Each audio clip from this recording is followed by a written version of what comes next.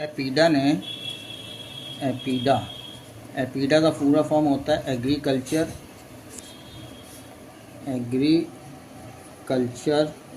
And processed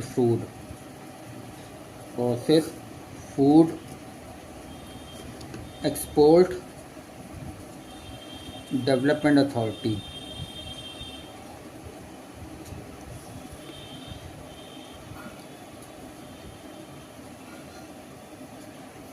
इसकी स्थापना जो है 1985 में होती है। अच्छा, इसका काम क्या होता है? जो एग्रीकल्चर प्रोडक्ट होते हैं वो प्रोसेस्ड होता है, एग्रीकल्चर प्रोडक्ट के बाद उसको एक्सपोर्ट करने का इसका काम होता है। इसने अभी कहा है कि भारत अगले कुछ सालों में अपना जो है अल्कोहलिक बेवरेज मतलब शराब का जो कारोबार है उसको 8,000 करोड़ तक ले जाएगी। 8,000 करोड़ तक 2023-24 मतलब अगले कुछ सालों में 8,000 करोड़। अभी जो है करंट में भारत का व्यापार जो है अल्कोहलिक बेवरेज का, शराब का, इसे आप समझो 2200 करोड़ का था 2023-24 में।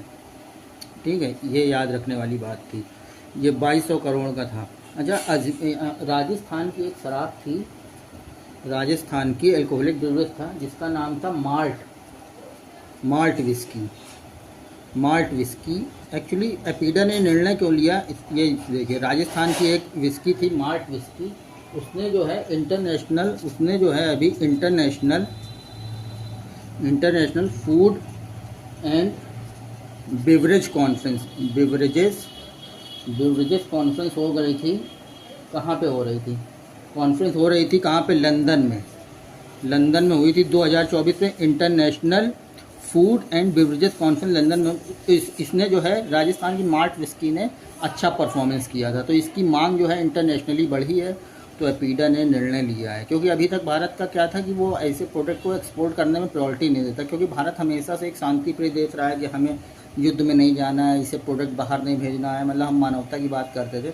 बट एक तरफ आप अमेरिका को देखो, वो हथियार बेच के कितना अमीर हो गया, दुनिया पे राज कर रहा है वो, मतलब दुनिया में शांति इसीलिए नहीं स्थापित कराना चाहता, नहीं उसका हथियार का काम रुक जाएगा। एक तरफ भारत जैसा देश, लेकिन अब चलिए थोड़ा अकल आइए और एक न्यूज़ देख लीजिए। इंडिया जब सिंगापुर गया था, तो अभी जब मोदी जी सिंगापुर गए थे ना, तो वहाँ 4 एग्रीमेंट साइन हुए हैं। 4 एग्रीमेंट। देखिए, सिंगापुर जो है, सबसे पहले आप तो ये समझिए, सिंगापुर जो है हमारे यहाँ सबसे ज़्यादा एफडीआई देता है।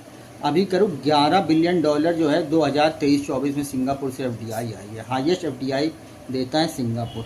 तो सिंगापुर देखिए टेक्नोलॉजी में बहुत आगे है, तो उसमें क्या होता है कि उससे टेक्नोलॉजी रिलेटेड एग्रीमेंट हो गए। तो मोदी जी ने अभी सेमीकंडक्टर हम आपको बताएंगे कैसे बनता है, क्या होता है पूरा, ठीक है, किसी दिन। सेमीकंडक्टर, डिजिटल टेक्नोलॉजी, देखिए सेमीकंडक्टर में तो डिजिटल टेक्नोलॉजी काम आएगी। आजकल आप बच्चों के हाथ में लैपटॉप, मोबाइल, इलेक्ट्रॉनिक डिवाइस, खिलौने देख रहे हैं, सब में चिप लगती है, आईसी लगती है, कहीं ना कहीं सेमीकंडक्टर और डिजिटल टेक्नोलॉजी।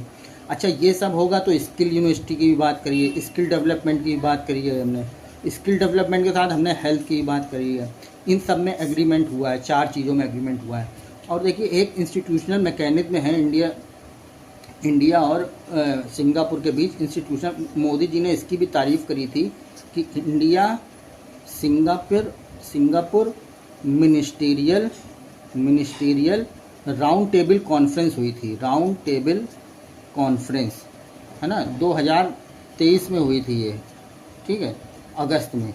तो इसने जो है एक स्टेज सेट कर दिया था। यहाँ पे क्या, यहाँ के भी मंत्री, वहाँ के भी मंत्री थे, तो उन्होंने व्यापक बात करी, बहुत से उन्होंने एरियाज़ देखे, उनमें से जो 4 मुख्य एरियाज़ हैं उनमें क्या हुआ, एग्रीमेंट हुआ। नहीं तो इससे पहले खाली एग्रीमेंट सिंगापुर के साथ ट्रेड एंड इन्वेस्टमेंट में होता था। तो इन 4 चीज़ों में, अब देखिए सेमीकंडक्टर में हमें सबसे पहले इनिशिएटिव लेना पड़ेगा ना, क्योंकि हर चीज़ आजकल इलेक्ट्रॉनिक में डेवलपमेंट हो रहा है। तो अगर हम सेमीकंडक्टर में नहीं लेंगे तो क्या होगा, उससे जो ग्लोबल सप्लाई चेन है उसमें हमारी हिस्सेदारी नहीं होगी। ग्लोबल सप्लाई चेन में हिस्सेदारी होनी चाहिए, क्योंकि भारत तीनों तरफ से समुद्र से घिरा है, और मतलब कितने तो पोर्ट हैं भारत के पास, तो एक पोर्ट से भी मतलब मरीन इकोनॉमी भी ऐसे डेवलप करी जाती है। तो इसलिए सेमीकंडक्टर, भाई कोई भी कंपनी किसी भी देश में लगाने जाएगी पैसे, तो कहेगी हम सेमीकंडक्टर का प्लांट चाह रहे हैं, तो आप क्या स्किल लड़के हैं, अगर हैं तो क्या उनकी हेल्थ सही रहती है, इसे नहीं बीमार है, उनको डिजिटली अच्छा सब पता है, तभी तो कोई सेमीकंडक्टर कंपनी आएगी। उसके बाद वो ये भी देखेंगे कि आपके यहाँ कनेक्टिविटी कैसी है, आपके यहाँ लॉजिस्टिक सेक्टर कैसा है, आप क्या मतलब वो आईटी डिपार्टमेंट कैसा है, ये तो नहीं नेटवर्क नहीं आ रहा, तो ये सब देखा जाता है, तो यही सेक्टर में हुआ है। चलिए बस ठीक, ओके बाय।